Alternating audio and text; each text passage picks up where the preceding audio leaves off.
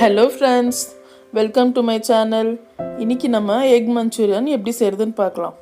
ரொம்ப ஈஸியா சட்டுன்னு செய்தெல்லாம் ரொம்ப டேஸ்டா எப்படி செய்யறதுன்னு பார்க்கலாம் வாங்க. இப்போ ஒரு பவுல் வச்சிருக்கோம். முட்டை நம்ம சேர்த்துக்கலாம். இதுல 5 முட்டை சேர்த்துக்கிறேன்.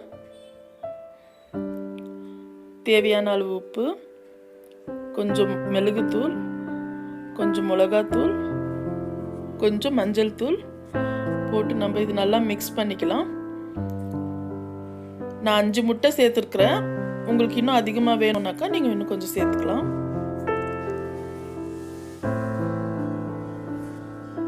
இப்போ ஒரு பவுலில் நான் ஆயில் தடவி வச்சிருக்கிறேன். அதில் இந்த முட்டை சேர்த்துக்கலாம். நம்ம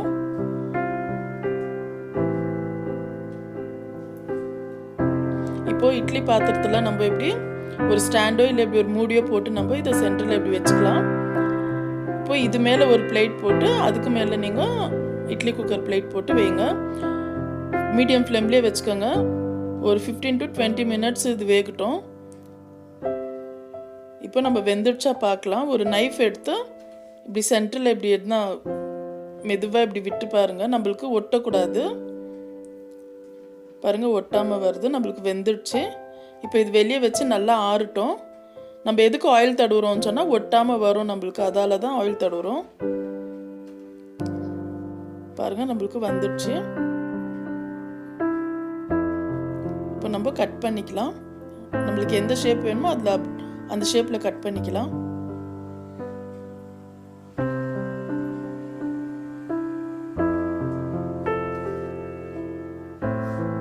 இப்போ பாருங்கள், நம்மளுக்கு இன்னும் அருமையாக வந்திருக்கு. நல்லா வெந்திருக்கு.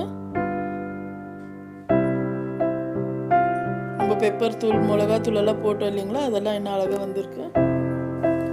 இப்போ ஒரு பவுல் வச்சு நம்ம மைதா 1 டீஸ்பூன்,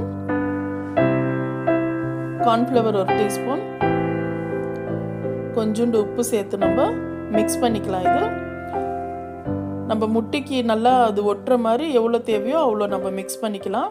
ஒருவேளை தண்ணியாக இருந்துச்சுன்னா நீங்கள் இன்னும் கொஞ்சம் மைதாவும் கார்ன்ஃப்ளவரும் ஒரு கால் டீஸ்பூன் சேர்த்து நீங்கள் மிக்ஸ் பண்ணிக்கலாம்.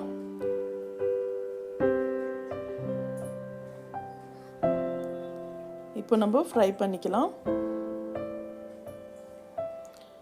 இப்போ பேனில் எண்ணெய் சூடாயிடுச்சு. இப்போ நம்ம மிக்ஸ் பண்ணி வச்சிருக்கிறது ஒன்றொன்னா எடுத்து நம்ம தனித்தனியாக விட்டுக்கலாம். மீடியம் ஃப்ளேம்லேயே வச்சுக்கோங்க. நம்மளுக்கு முட்டை வேகணும்னு அவசியம் இல்லை, ஏன்னா ஆல்ரெடி வெந்திருக்கு இல்லைங்களா. வெறும் அது மேலே ஒண்டி நம்மளுக்கு ஃப்ரை ஆனால் போதும். பாருங்க, நம்மளுக்கு நல்லா ஃப்ரை ஆயிடுச்சு. இப்போ நம்ம வேற பிளேட்டுக்கு மாற்றிக்கலாம்.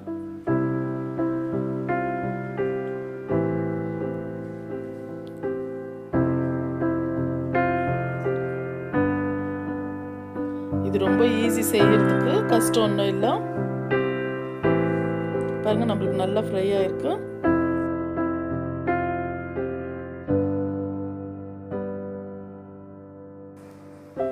இப்போ நம்ம அதே பேனில் 1 டீஸ்பூன் ஆயில் விட்டு ஒரு துண்டு இஞ்சி, ஒரு 5 பூண்டு நறுக்கி வச்சிருக்கிறேன், அதை சேர்த்துக்கலாம்.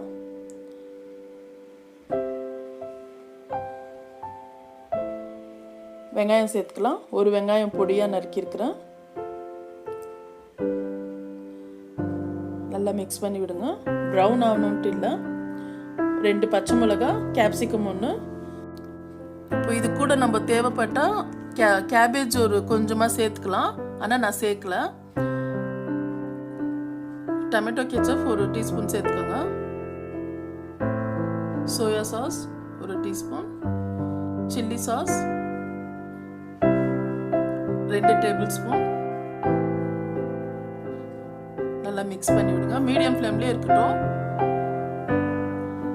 நல்லா மிக்ஸ் பண்ணி விடுங்க. இப்போ ஒரு 1/2 கப்பு தண்ணி சேர்த்துக்கலாம். தண்ணி எதுக்கு சேர்க்குறோன்னா நம்மளுக்கு அது மசாலா நல்லா ஒட்டும் முட்டைக்கு, அதுக்கு தான்.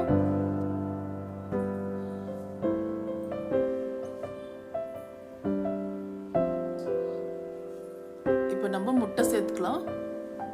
ஃப்ரை பண்ணி வச்சிருக்கிறது இப்போ நல்லா மிக்ஸ் பண்ணி விடுங்க.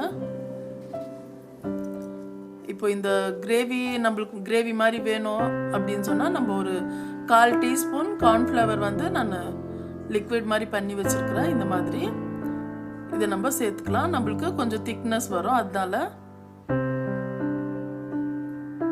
இது தேவைப்பட்டா சேர்த்துக்கோங்க, இல்லைன்னா பரவாயில்ல. இப்போ இது ஒரு 2 நிமிஷம் இருக்கட்டும்.